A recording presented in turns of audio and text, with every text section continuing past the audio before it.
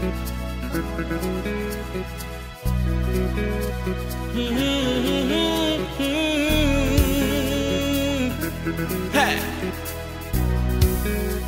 Oh, ha.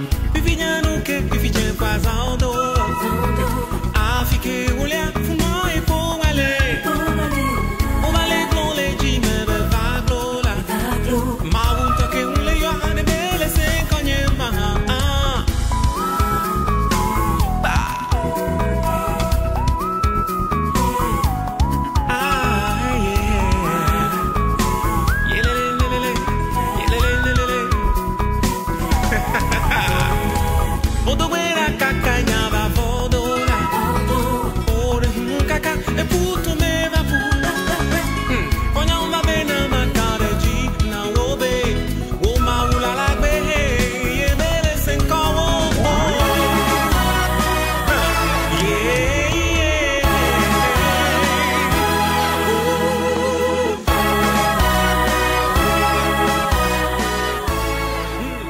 Je suis issu d'une famille polygame avec de nombreux enfants, dont l'aîné se trouve être Korogone Yerima Prosper.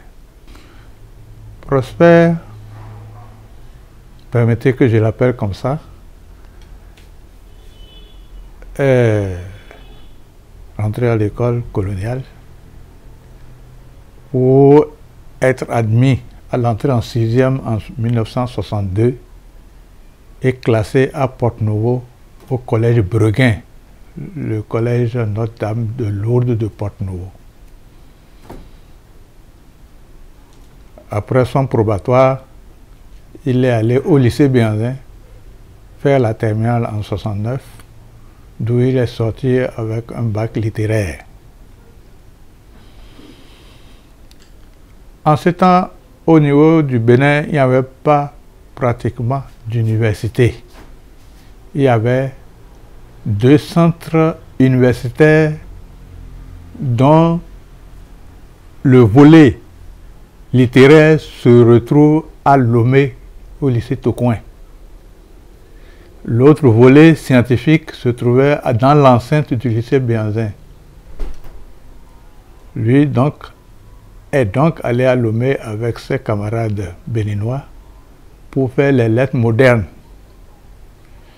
Après sa maîtrise en lettres modernes, il est rentré au pays et il est tombé dans le système d'enseignement de professeurs révolutionnaires. C'est au temps chaud de la Révolution où, après un diplôme universitaire, vous devez aller sur le terrain faire votre mission patriotique.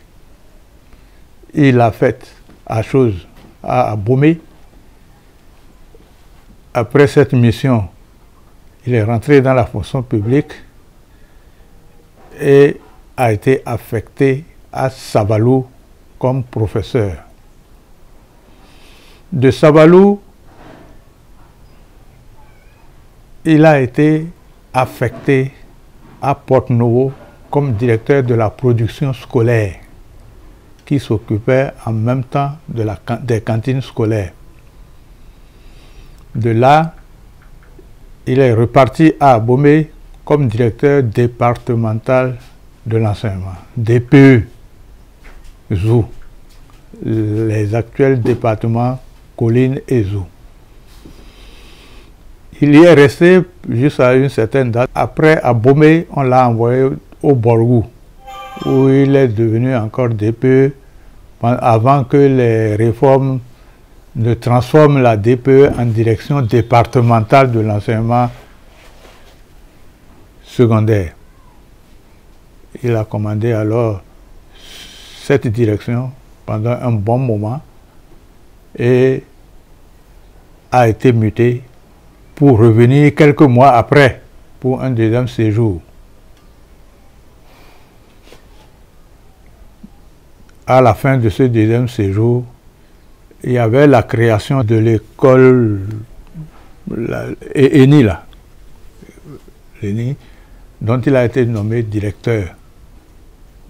Il y était quand l'idée de créé l'université de Parakou a germé et est devenue une réalité. L'école normale a été fermée au profit de l'université de Parakou, où on l'a nommé DECRU, c'est-à-dire celui qui s'occupait de la gestion des étudiants de l'université en général. Par la suite, de réforme en réforme, le DECRU était devenu le COUS. Il y est resté quelques mois, à la veille pratiquement de sa retraite, et est parti à la retraite en tant que DECUS.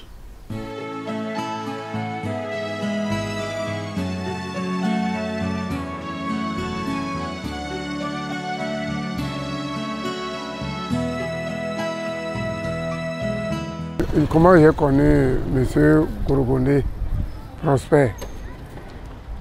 C'est pas le travail. C'est pas le travail bien fait que j'ai reconnu M. Korogoné. Donc il avait quelques animaux. Moi je suis un vétérinaire. Bon, après le projet, je me promenais un peu quand il m'a intercepté. Bon, ces bêtes avaient quelques problèmes. C'est ainsi qu'il m'a invité, j'ai visité les bêtes. Il a dit qu'un autre vétérinaire a essayé, ça n'a pas marché. J'ai dit, moi, je vais essayer. J'ai essayé, j'ai pu traiter ces animaux, il était très très content. C'est dans cette ordre d'idée, il m'a dit que j'ai fait un travail qualifié. Alors, par conséquent, d'amener mon curriculum. Je lui ai envoyé mon curriculum. Et c'est ainsi qu'il m'a recruté à l'université de Parakou. C'est un monsieur Korogoné, c'est un homme qui aime un travail bien fait. Il n'aime pas échouer.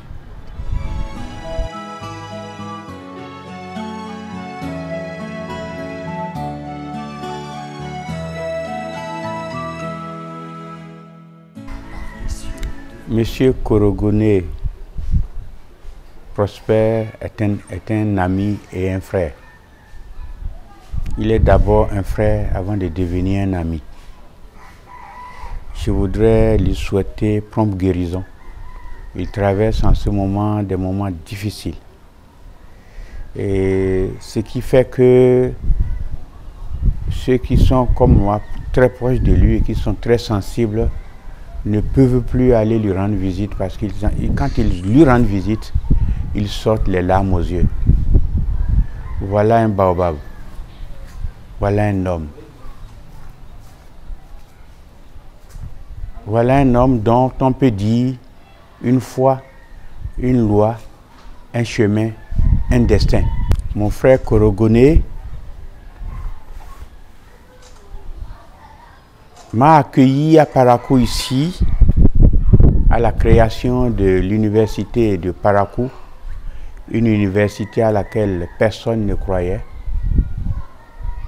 en tout cas au Bénin ici, et une université que lui et moi, avec les amis, avec les collaborateurs, nous avons transformé en une réalité intangible. Aujourd'hui, cette université grandit. Je me rappelle comme si c'était d'hier l'accueil chaleureux de mon frère.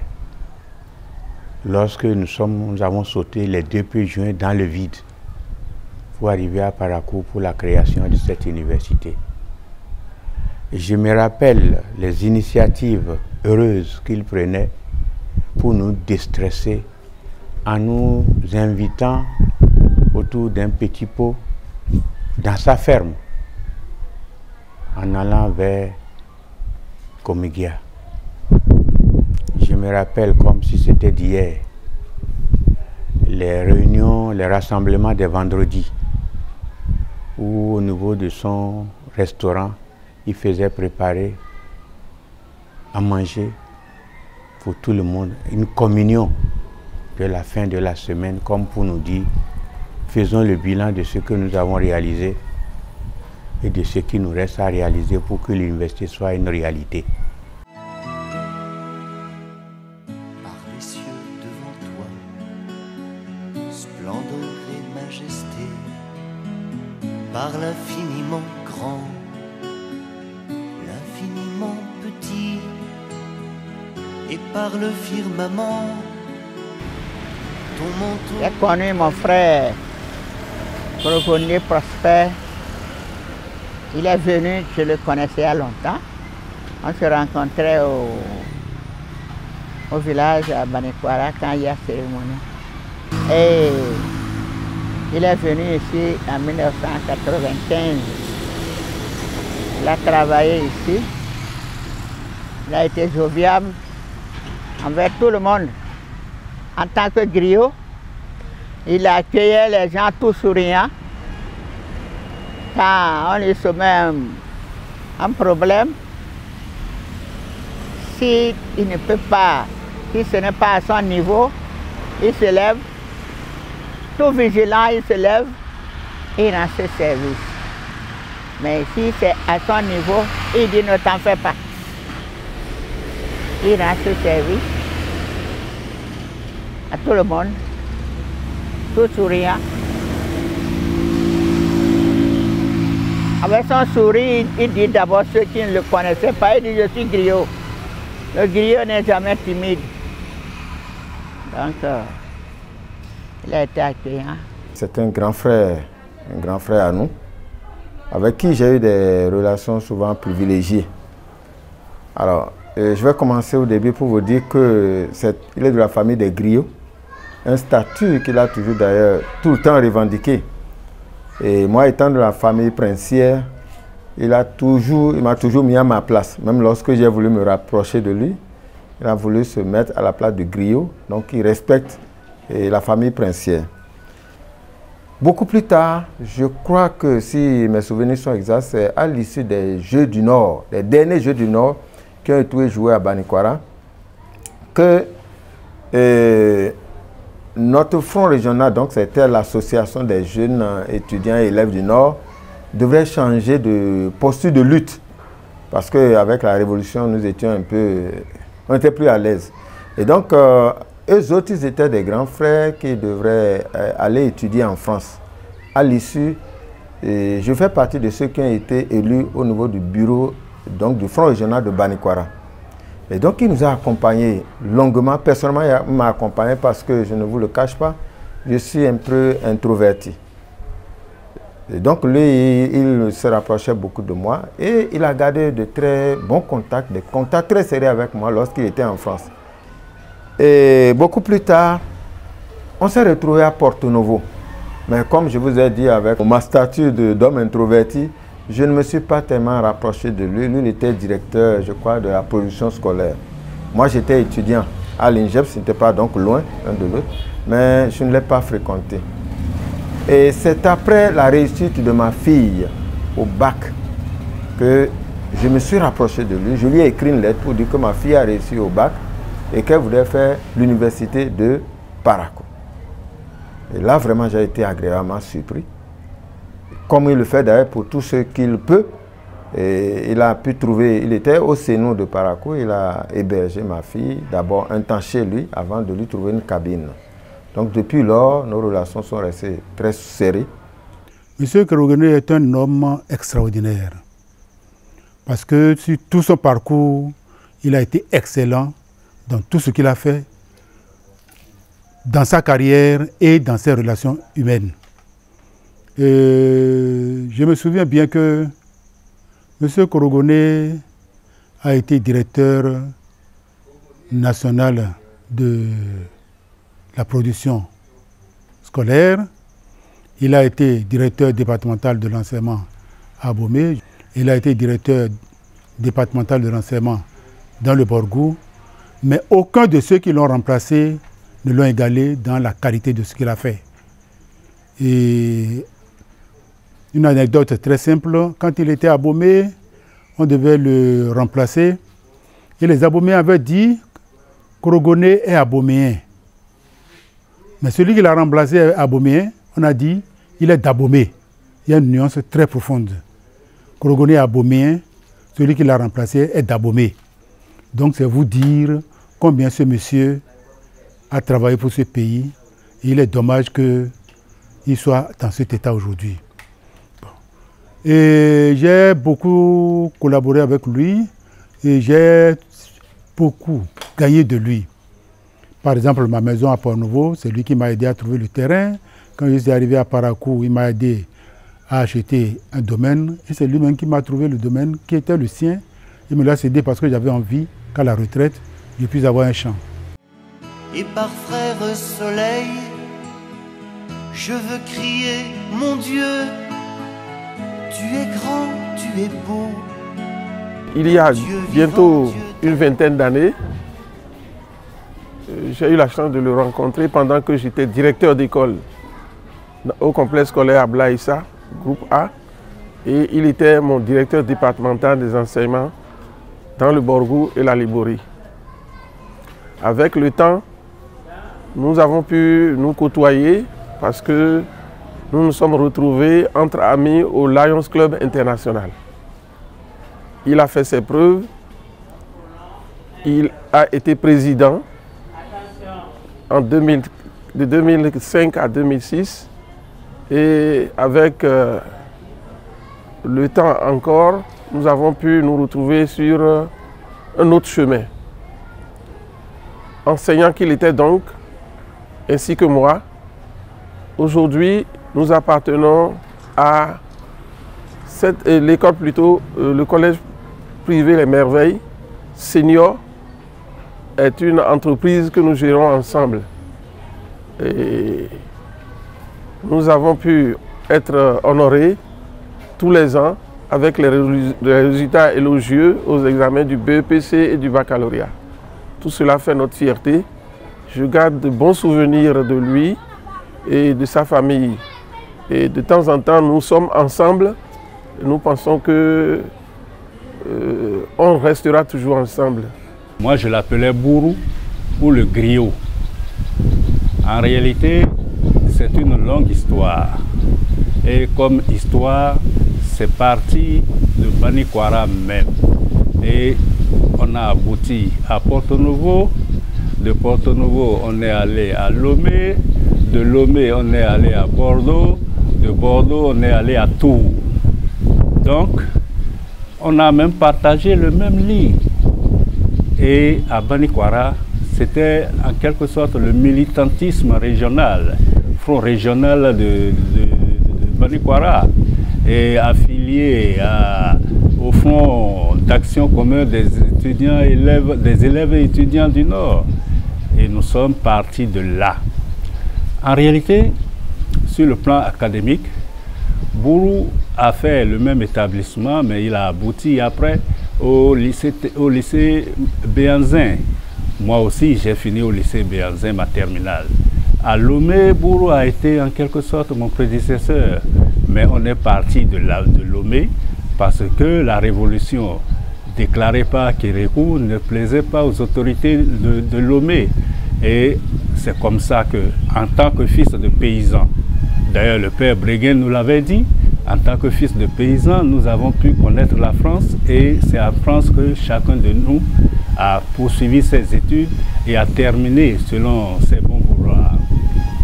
Bourou, en réalité, c'est un homme malin rusé, un homme économe, parce qu'il nous arrivait de temps en temps d'être à sec avant que les bourses n'arrivent. Mais Bourou, ou le griot, ou Prosper, a toujours de l'argent sous son lit. Je ne sais pas comment il s'arrangeait lui. En réalité, il peut être un manager. Et d'ailleurs, il est devenu, parce qu'il est fondé d'établissements secondaires à Parakou. À Lomé, nous avons fait lettres modernes. Lui, il est arrivé en 69, 70. Moi, je suis arrivé en 70, 71. Et nous sommes partis de Lomé avec le duel 2. Nous sommes arrivés à Bordeaux. À Bordeaux, c'était un terrain très miné, en quelque sorte. Nous croyions que nous étions quand même à la hauteur. et le premier devoir de latin qu'on a fait avec le professeur Ouri, moi j'ai eu 5, Bourou a eu 7. Finalement, à Bordeaux, nous n'avions eu que le C1, qui est une partie de la licence complète. J'ai demandé à Bourou que moi je vais partir de Bordeaux parce que je n'en peux plus. Il dit si c'est ainsi qu'il va me suivre. Et nous avons demandé le transfert de nos bourses à Tours. C'est ainsi que nous nous sommes retrouvés à Tours. Et c'est là où nous tous, nous avions terminé nos études. Lui, je ne sais pas ce qui le prenait. Peut-être le béguin, peut-être l'amour, je ne sais pas. Mais Claude était toujours constante dans ses idées. Sa femme, c'était Prosper lui-même. Que ce soit à Lomé, que ce soit à Bordeaux, que ce soit à Tours, sa femme c'était Claude. Il ne respirait que par Claude. Pourquoi? Je ne sais rien.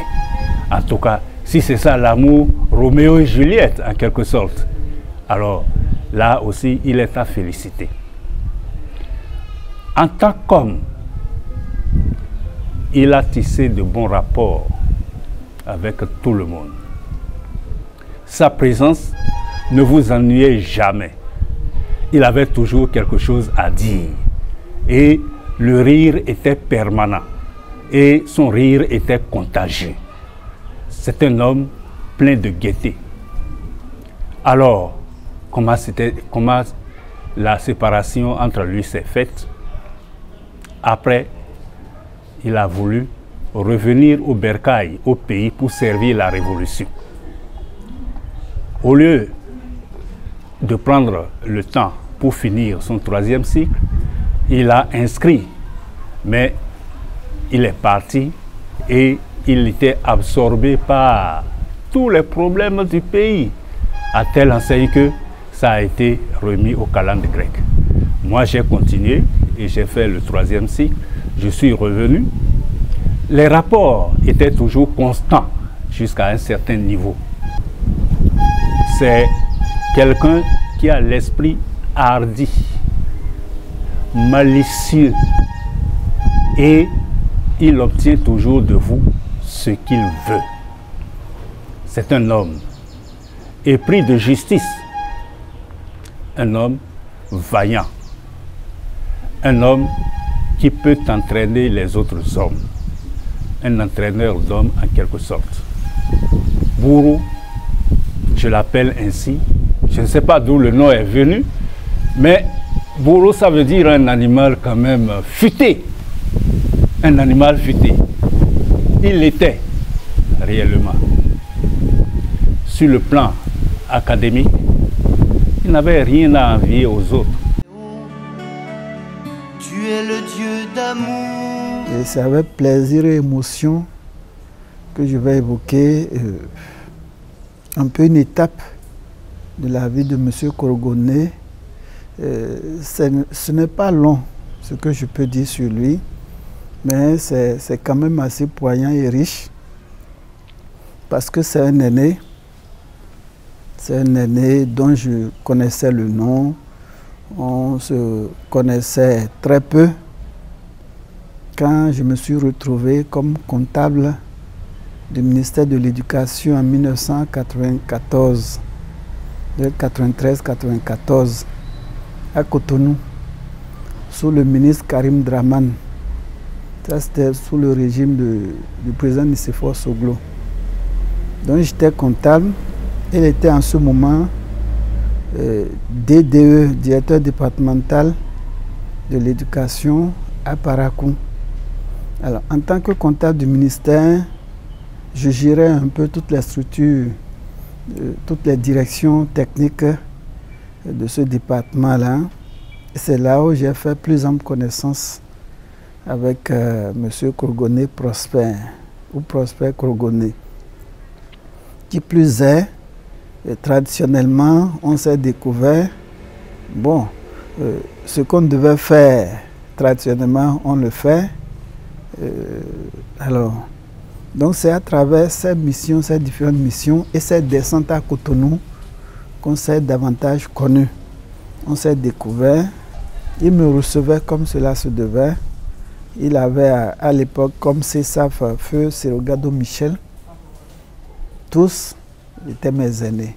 Donc vous voyez, j'étais à l'aise d'aller en mission à Parakou. Et quand ils venaient au cabinet, je leur fournissais tous les éléments possibles pour qu'ils puissent réussir leur mission sur le terrain. Donc voilà un peu ce que j'ai connu de lui dans les années 93-94. Mais chemin faisant, il a été, disons, déboulonné. Il a été déboulonné et ramené au cabinet où j'étais encore comptable. Donc il a été remplacé par un autre frère. Alors, nous avons passé des moments ensemble. Ça n'a pas trop duré, mais les midis, on se retrouvait ensemble pour le déjeuner, par-ci, par-là. Maintenant, à 16 heures perdues, où il devait se sentir ennuyé, il venait dans mon bureau. Et puis, bon, on devisait par rapport à ma disponibilité. Alors, l'étape la plus délicate est celle de mon départ du cabinet. Donc, on était en 96. Mais il faut dire que c'est en 96 là qu'il a été ramené au cabinet, en 96 là. Quand il a été ramené, peu de temps après, on est allé aux élections présidentielles. Donc je militais dans un autre parti, le FA Alafia, qui avait soutenu Feu Mathieu Kérékou. On a gagné les élections. Donc, avec le nouveau gouvernement qui a envoyé le professeur Djidjoho à la tête du ministère, donc qui a consacré le départ de Karim Draman, on a envoyé le professeur Djidjoho à la tête du ministère de l'Éducation, comme je le disais tantôt. Donc, en fait, il se présentait comme un des nôtres, ou j'étais un des nôtres, un des siens, je veux dire. Parce qu'on a phobie les âmes ensemble. Lui nommé par Kérékou, que nous on a soutenu pour combattre Soglo pendant que j'étais sous Karim Draman. Alors, dès son arrivée, puisque mon directeur était Soglo, on l'a enlevé, le DRFM. Bon, certaines langues lui ont fait croire que tout le cabinet du directeur était Soglo. Moi aussi, m'a enlevé de mon poste de comptable. En ce moment, M. Kogoné était au cabinet. Alors, quand il m'a sauté, c'est après maintenant qu'il y a eu des réactions qui ont été portées à son endroit. Je parle du professeur. Donc, il avait déjà signé l'acte de mon départ. Et c'est comme ça, avec les réactions, qu'il m'a fait appel dans son bureau. Oh, j'étais déjà en train de passer. C'est lorsqu'il m'a fait appeler, il a dit de lui dire que je suis en train de faire passation de service et que je ne viendrai qu'après la passation. L'homme de son cabinet qui l'a envoyé aller lui faire la commission, il s'est étonné de ma réponse. Il dit, mais comment? C'est quel monsieur ça? Il a envoyé encore me chercher. À ce moment, j'avais déjà fini la passation de service et je suis allé. Vraiment, monsieur Saka, je suis désolé, mais après vous avoir enlevé, j'ai reçu des coups de fil de partout. Pour dire, mais je ne savais pas qu'on est du même bord. Oh, voilà que je ne peux pas réparer ça. Maintenant, proposez-moi un poste où je peux vous nommer en compensation. Je lui ai dit, monsieur le ministre, merci, mais j'ai déjà une place. On m'a déjà réservé une place. Oh, il a été surpris. On vous a déjà réservé? Oui, je dis oui. Puisque on est du même bord là. Nous avons gagné et je mérite pour ce que j'ai fait. Il dit, ah bon, est-ce que vous pouvez me souffler le poste qui vous est destiné? J'ai dit, bon, il semble que bon, j'irai à Parakou. Il dit, ah bon? Bon, alors qu'est-ce que je peux faire pour me racheter? Et j'ai dit, monsieur le ministre, parce que ce que je vais dire là, je ne l'ai jamais dit à personne. Mais M. Kogoné le sait. Il a dit, bon, monsieur le ministre, vous voyez, j'ai un grand frère qui est avec vous, que vous avez ramené là. Si vous pouvez le nommer à ma place, ça me ferait plaisir. Il dit, ah bon? Lequel? J'ai dit, M. Korogoné. Ah, donc il faut le retourner à Parakou. Parce que celui qui l'a remplacé, on est tous des frères, mais c'est l'ancien régime qui l'a nommé. Sur quels critères, moi je ne sais pas. Les deux sont mes aînés, mais on était tous au cabinet.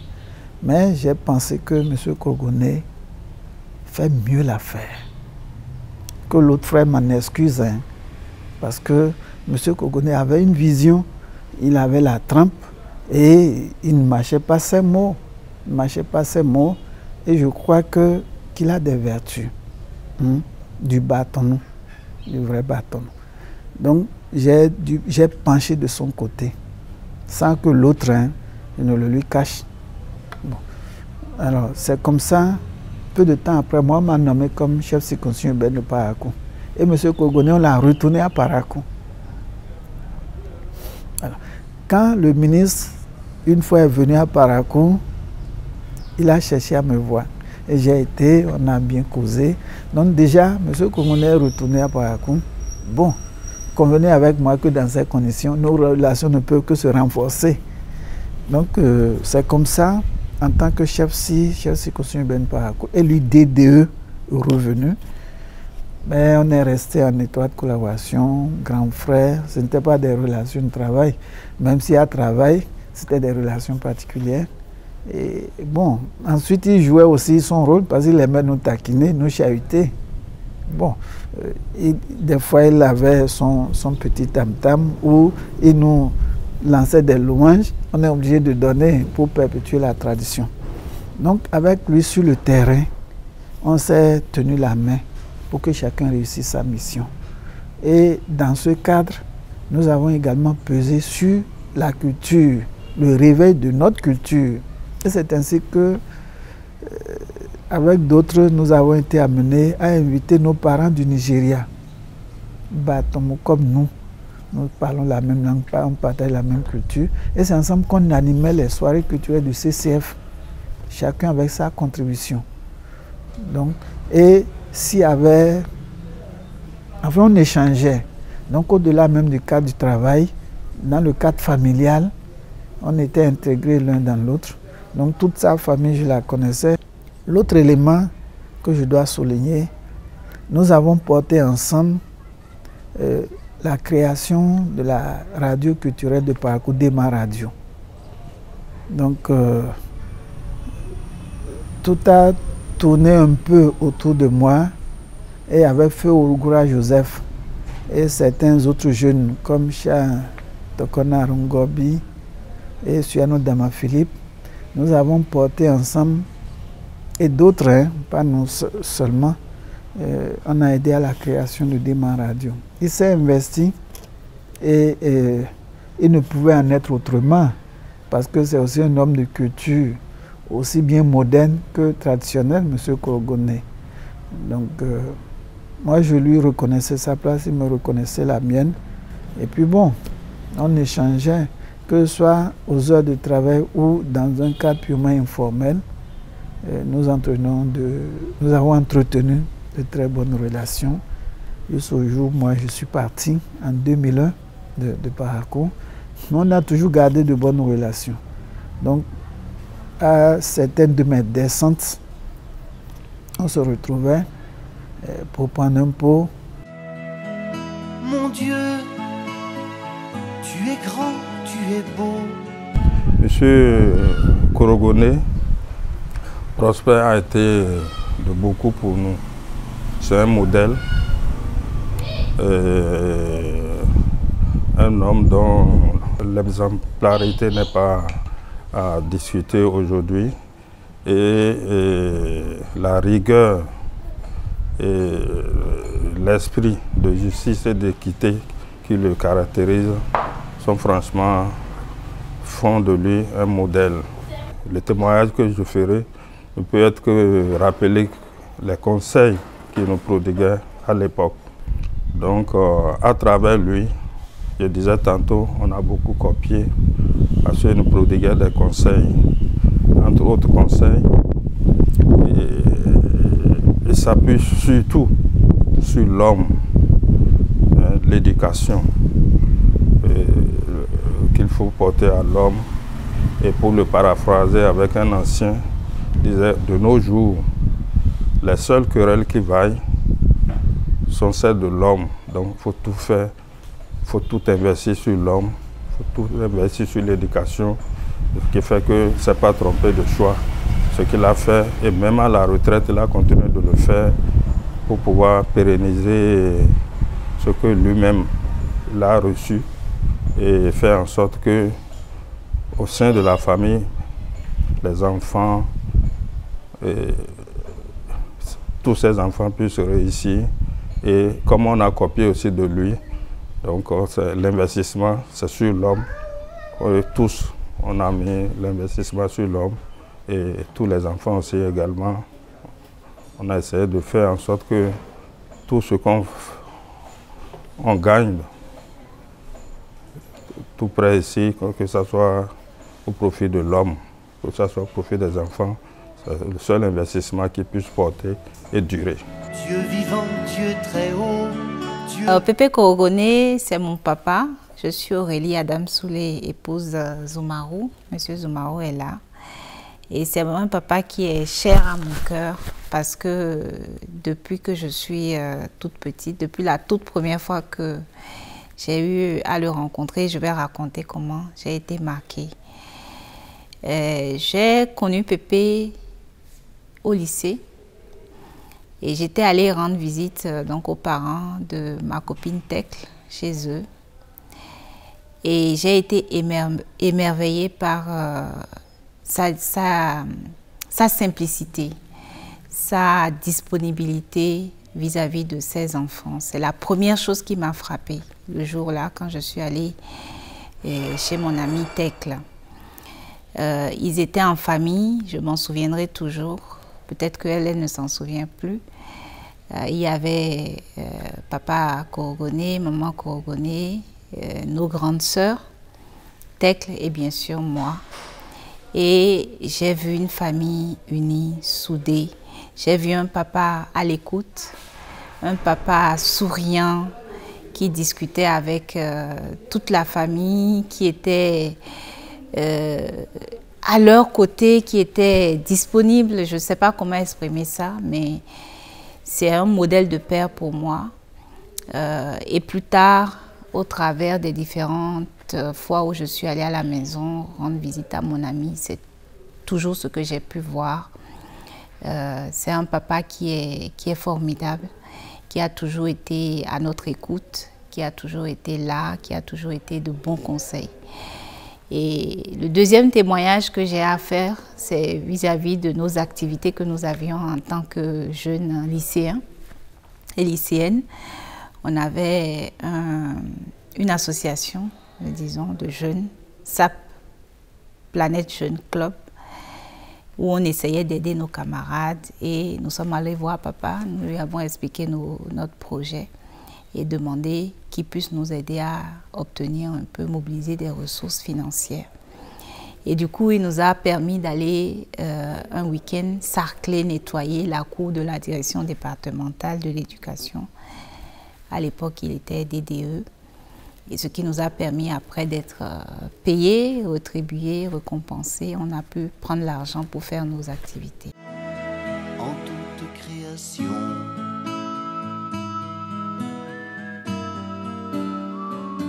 notre très cher papa, c'est un éducateur pour nous, un modèle, un guide à tout point de vue. Papa est celui-là qui est de façon générale soucieux pour l'éducation des enfants et en particulier pour l'éducation de ses propres enfants. Il nous a poussé ce que nous sommes aujourd'hui, nous le lui devons. Et papa et maman ont toujours créé un environnement, une harmonie familiale qui nous a permis de grandir, qui nous a permis d'étudier avec vraiment tous les sacrifices qu'il pouvait faire. Rien pour papa et tout pour les enfants. Et c'est le leitmotiv jusqu'au bout pour papa. Je me rappelle très bien que dès que tu avais un examen de franchi, tu avais une moto d'acheter. Et je me rappelle très bien encore que lorsque il y avait quelques moments d'échec, Au lieu que tu sois grondé par papa, et tu vas être plutôt encouragé par papa. Papa est celui-là qui va te mettre dans sa voiture et aller faire un tour en ville le jour des résultats parce que tu n'as pas échoué.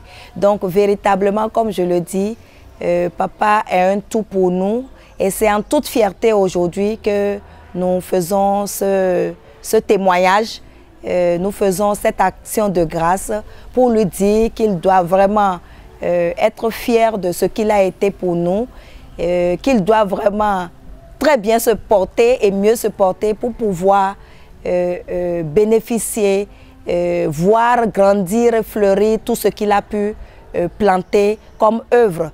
Pour papa, de la plus petite personne, des agents de maison, des directeurs et tout ça, vous êtes à la même table, vous êtes lotis à la même enseigne. Et je crois que ça, c'est une leçon de vie très importante qu'il nous a laissée. Je n'ai pas encore rencontré une seule personne qui m'a dit « mais ton père, il a été un bourreau pour moi ».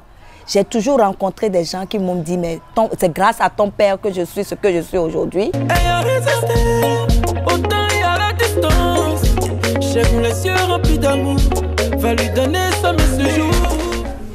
À entendre le nom de Tek, les cheveux me dressent sur la tête. Quand Tek est né, quand elle a commencé à faire ses premiers pas, elle a couru vers moi.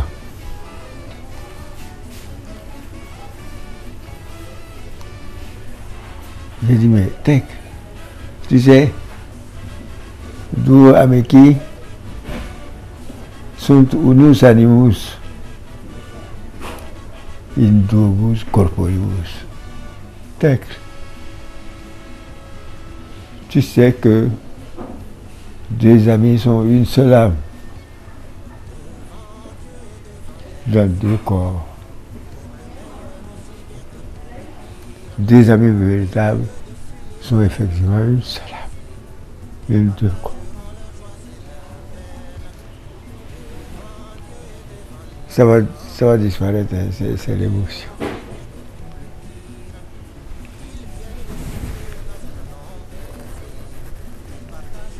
Tu vas me faire le plaisir d'aller démontrer cette pensée des anciens dans la famille de Sadek. Deux âmes ne peuvent pas vivre dans la même famille. Ils ne peuvent pas se manifester de façon quotidienne. Au moyen du gars, on prend. Au moyen du lien, puis on prend. Ça ne peut pas se substituer à une règle de vie. Donc l'un de vous devra à chaque instant se suicider, se soustraire et laisser l'autre vivre les deux vies qui ne sont qu'une. Deux amis sont une seule âme dans deux corps.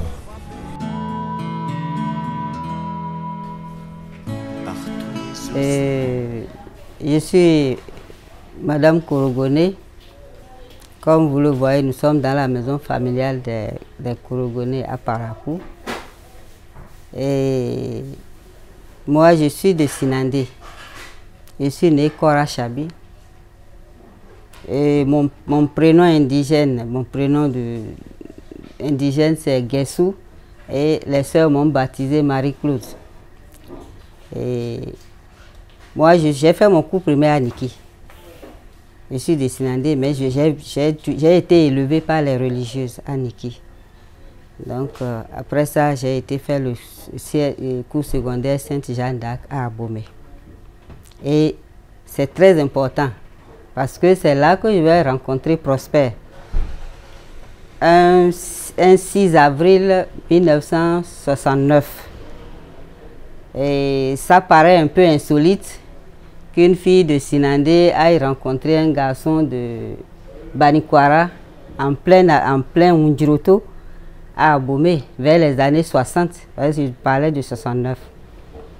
Donc c'est l'œuvre de Dieu, c'est Dieu qui a dit que nous devons être ensemble. Donc je passais mes congés de Pâques à Abomey et un soir on est sorti avec une copine qui s'appelle Marie-Claire, d'ailleurs je la salue. Et on est allé au marché Njouto pour nous ravitailler parce que pendant les congés, nous devons préparer notre repas. Et on était à l'entrée du marché quand Claire a aperçu un garçon, un étudiant de Banikwara. Elle est de Banikwara, Claire. Donc il s'est approché et on s'est salué. Puis il a émis quelques blagues et il a tiré ma copine à part. Et il lui a dit, ils sont revenus et il lui a dit, Claire, je vais épouser ta copine là. Ah, j'ai tiqué. Il a dit, bon, on en a ri et nous sommes partis. Mais le soir, il est venu jusqu'à Jeanne d'Arc.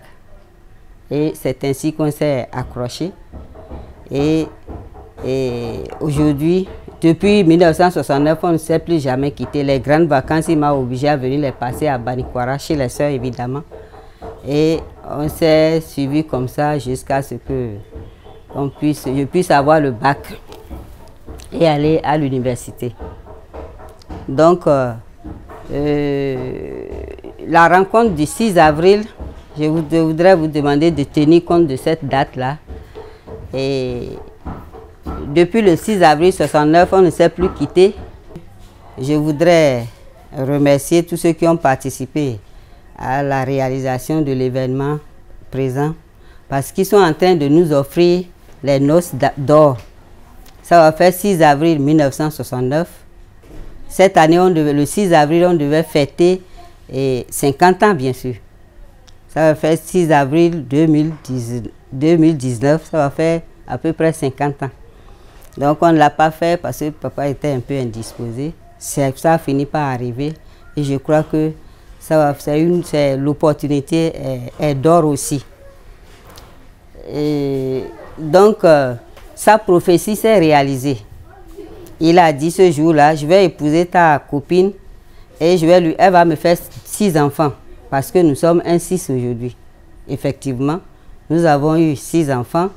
La première, Armelle, est née le 6 avril 1974. La seconde, Dr Priska, est née en 1979, je crois. Et la troisième a suivi, c'est Raïssa. La quatrième, c'est le quatrième plutôt, Ulysse. La cinquième, Tecle. Et enfin, son 6e enfant, je l'ai fait, c'est Régis. Donc, sa prophétie s'est réalisée et j'ai suivi Prosper dans toute sa carrière. Nous avons fait tous les deux carrières dans l'enseignement. On a fait Porte-Nouveau, puis on est allé à Savalou, ensuite on est revenu à Porte-Nouveau. Mais quand on est revenu pour la seconde fois à Porte-Nouveau, il était alors entré dans l'administration de l'éducation. Donc de là, il a été nommé un peu partout et partout on allait ensemble.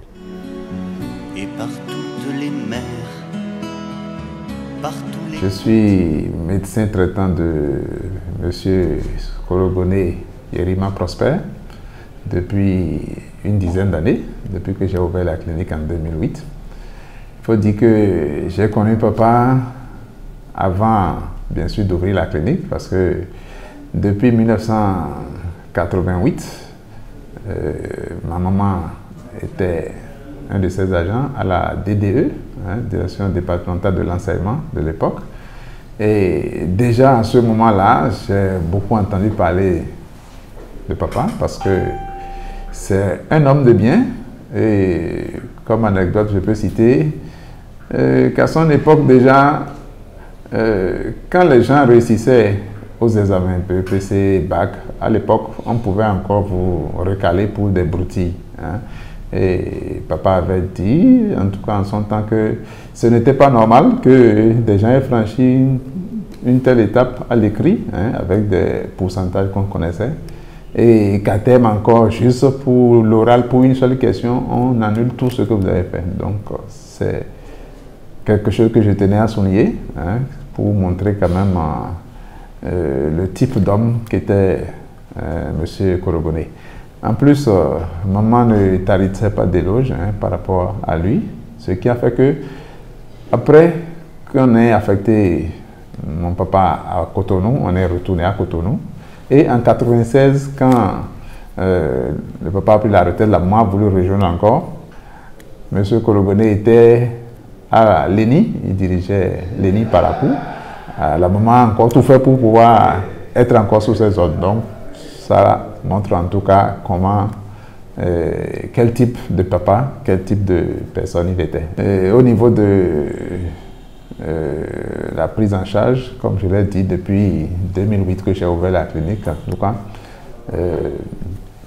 on est toujours resté ensemble hein, pour n'importe quel bobo.